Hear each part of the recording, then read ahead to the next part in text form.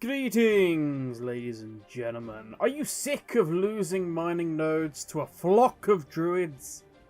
Actually, what is the collective term for a group of druids? A murder of druids? A pride of druids? Why do you make mining my flowers so I get nothing? Just frustrating! Yes, it's the last one. The last one seems right. Ladies and gentlemen, multiboxing just became a whole lot harder. But first, we need to clear up, what is multiboxing?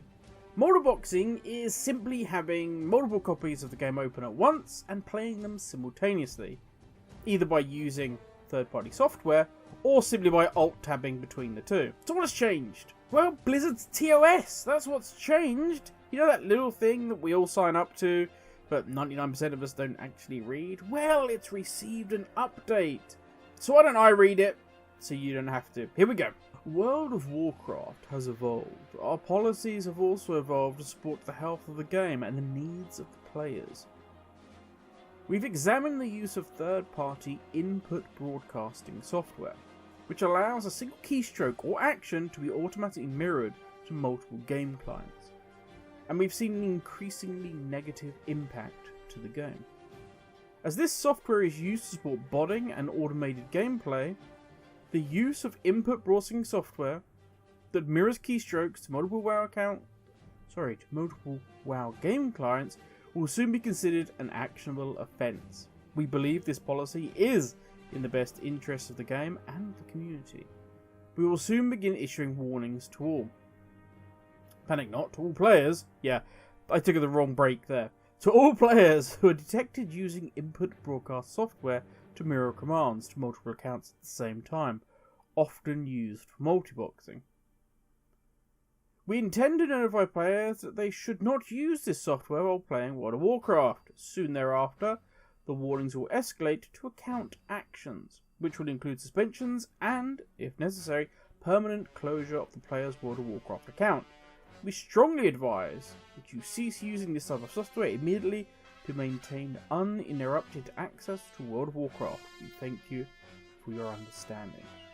So simply put, if you want to alt-tab between multiple characters on multiple accounts to farm herbs or do whatever it is you want to do, that's fine. Blizzard have no problem with you having loads of copies of the game open.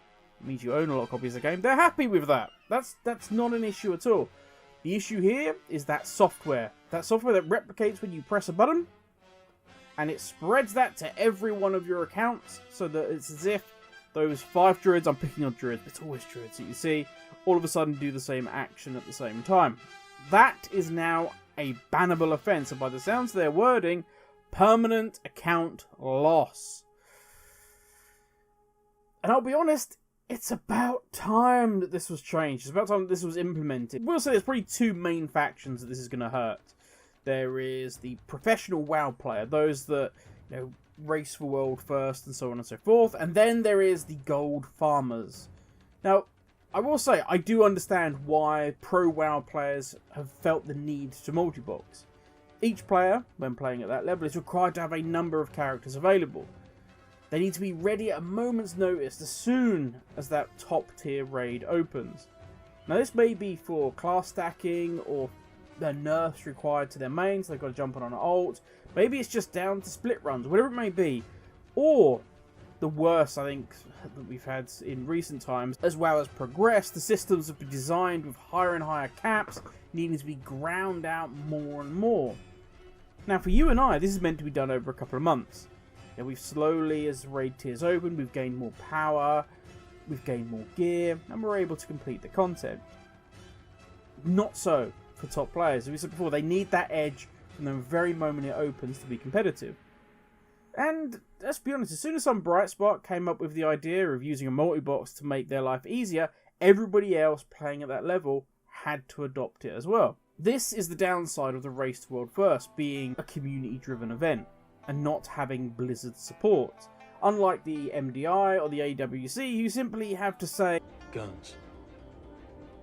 Bang! They've racks and racks of whatever they want to pick, whether they want to change their Covenant ability, as we're going to be able to do in Shadowlands, Whether it be that they want a specific bit of Azurite, whether they want a specific trinket, they can just select it and it's theirs for the taking. In Race for World First, it's kind of like the film Battle Royale, if you've seen that, where a crate descends from the sky, you open it up, what have you got inside of it? You may have a grenade launcher, or you may have a frying pan. But I digress. The pro players, I suspect, are probably the first to say thank God. Thank you, Blizzard, for actually removing multiboxing. And hopefully, more than that, this indicates a change in game design and the philosophy that Blizzard want to take going forward, meaning less meaningless grinds, which is why we have this ridiculous need for multiboxing, because there's so many grinds now. And therefore, we shift from that focus that you have to log in, you're required to at all times to be logged in, else you will fall behind, to a focus or an approach that's more, you're enjoying the game, therefore you want to log in. It's a crazy thought. The second area is going to be gold farming, as we said. I think this is the area where Blizzard are really wanting to do some damage. In recent times, the two areas of WoW that have been the main gold drains from the economy have been boosting, which is hugely profitable, and profession farming, especially now with obviously multiboxing, the fact that nodes can be mined by multiple characters. And with the dismantling of Gallywix, part 1 has been accomplished. They've made boosting, at least in the short term, a little more taboo, a little less in your face. I've seen far less advertising about it recently. And don't get me wrong, you still get that in Group Finder, you still get it in the old region chat every now and again, but it's a lot less prevalent than it was when Gallywix was still about. So next up now, it's time for the profession farmers. Now we've already seen that loot prices have been reduced. If you go and do some legacy content, the gear you're going to get that you try and sell is worth far less than it was before. And that hurts the casual farmer. Now Blizzard may be thinking that if they can hurt the industrial scale multiboxing farmer as well, then potentially the crafting mats may be a little harder to come by on the auction house. That's going to push up the prices. Who knows? We don't know what this is going to do to the auction house. It may all even out. It may be nothing. Or it may be a need for us to look more towards purchasing tokens, perchance, for the casual player base.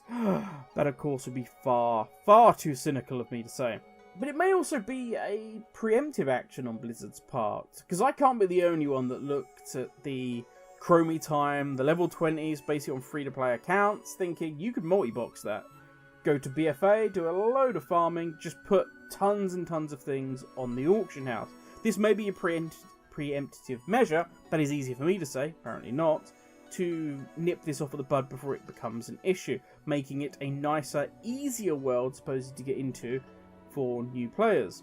Now, whatever reason this is for, whatever the reason, whether it be for the goodness of their heart, the fact that it frustrates the hell out of the community, or more sinister, potentially it's going to make money for Blizzard at the end of it, whatever the reason, it is an extremely welcome one. As a casual player of WoW, nothing is more frustrating than dying in war mode, with some multi-box death where you get ripped to shreds. One of the reasons I actually turned war mode off in the end, because I just got frustrated by it. Or losing a node because a full one-man party comes and farms it. Now my final point on this is multiboxing, like many other things in modern WoW, and in Classic to a certain degree, promote this idea of solo play.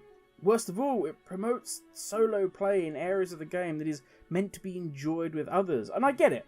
I 100% get it, that it's frustrating at times. Either you think you're god tier and you're amazing and everybody else is letting you down, or you're getting shouted at by somebody saying to you you're a scrub lord, and nobody wants that. Nobody wants that feeling when this is something that you're doing that's a bit of fun, that's just your hobby.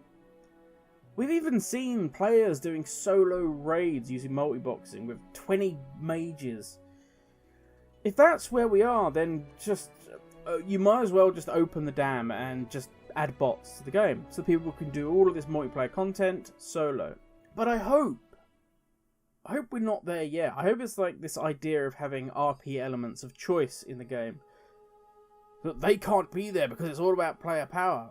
I hope we're not at that stage yet. I hope there is still room for the MMO in this MMO.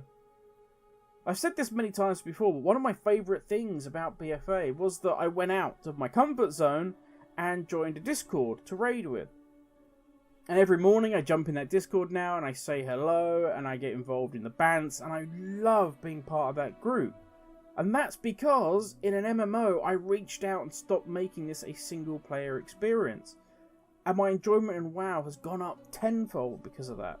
So as I say, whatever the reasons may be, I think long term this is going to be a good thing, and I am extremely pleased that Blizzard did it.